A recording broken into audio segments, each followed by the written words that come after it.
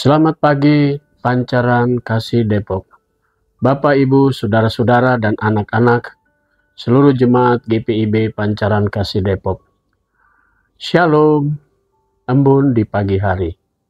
Kembali pagi hari ini, saya menyapa Ibu Bapak semua, tentunya semua dalam keadaan tubuh yang sehat dan siap untuk beraktivitas. Karena itu, kita ataupun saya mau mengajak Ibu Bapak, Saudara-saudara, dan anak-anak untuk bersama-sama menghayati kebenaran firman Tuhan. Mari sebelumnya kita satu di dalam doa. Bapa di surga, segala puji syukur kami naikkan kepadamu atas segala berkat yang Tuhan Yesus sudah berikan bagi kami. Pagi hari ini kami mau kembali mendalami firman-Mu.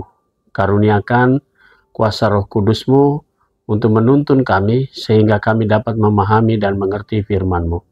Kami mau serahkan sepenuhnya seluruh doa syukur kami di pagi hari ini di dalam nama Tuhan Yesus Juru Selamat kami yang hidup. Amin.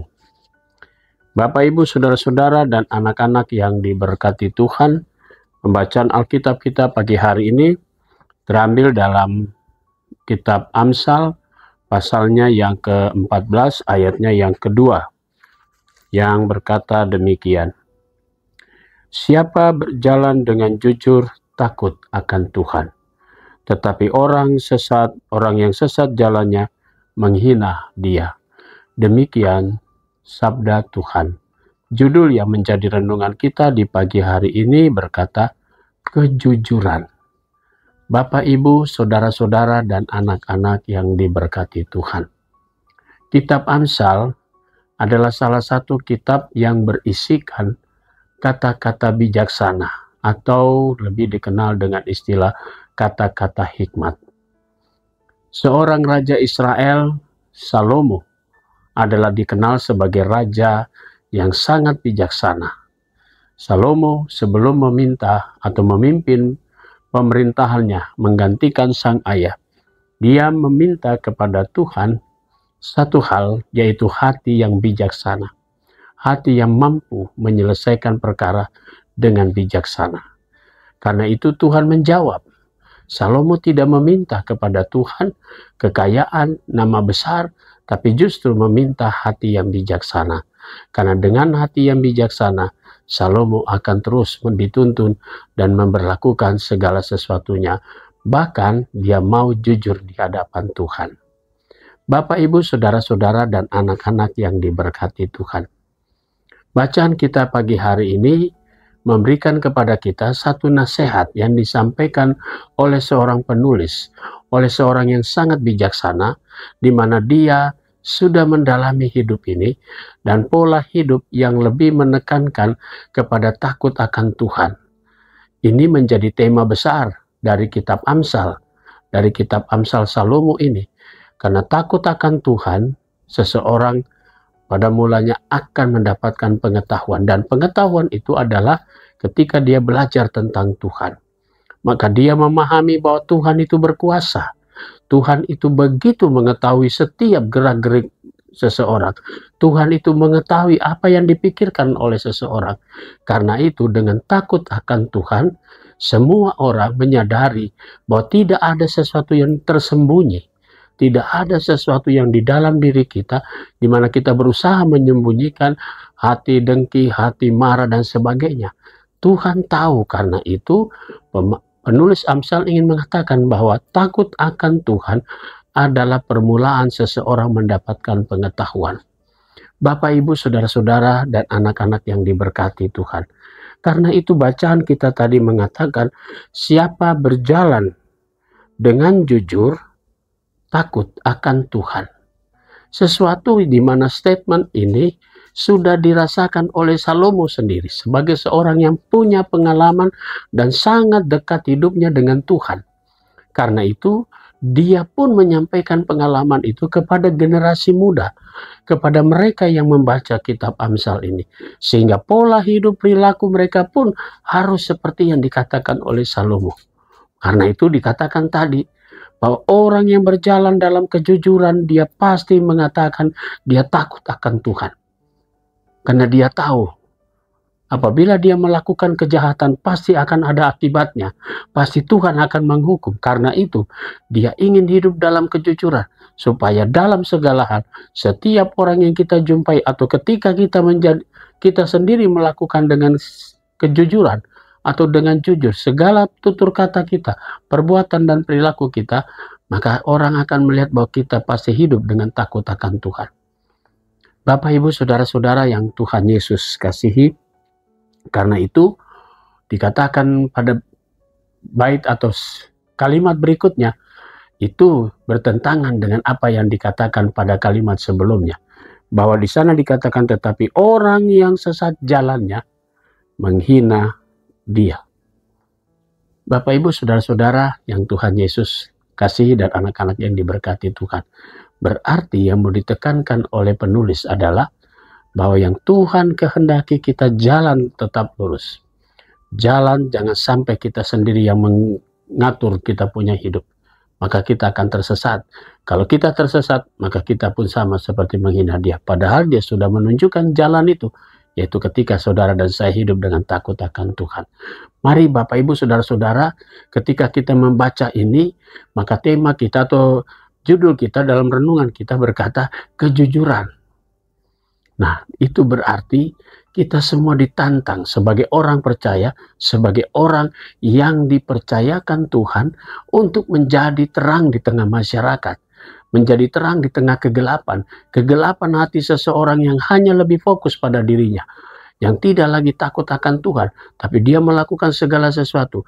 Kita banyak temui itu, korupsi dan sebagainya. Mereka menyenangkan diri sendiri, mereka tidak mau jujur.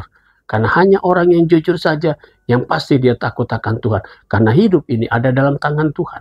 Karena itu kita semua terpanggil sebagai anak-anak Tuhan untuk kita memulai dari perkara yang kecil.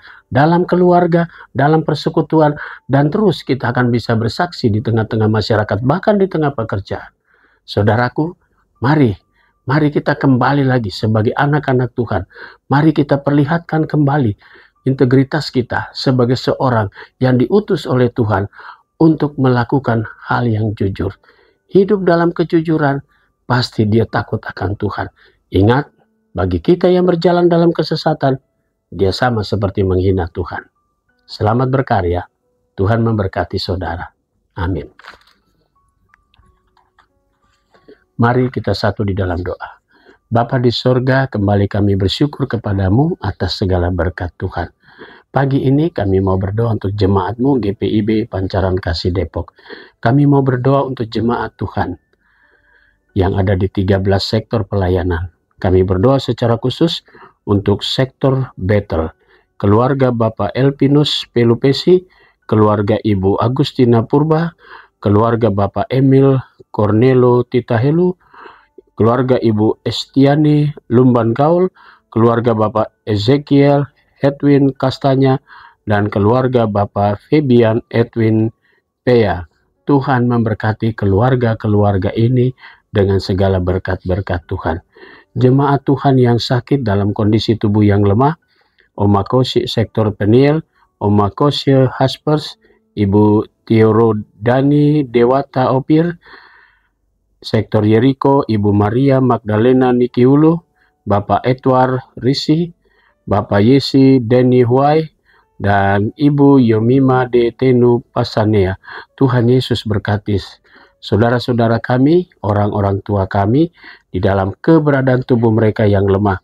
Kami mau berdoa untuk jemaat Tuhan yang merayakan ulang tahun perkawinan keluarga Bapak Tri Darmono. Tuhan Yesus memberkati sukacita mereka di dalam menaikkan syukur atas pertambahan ulang tahun atau pertambahan usia perkawinan mereka.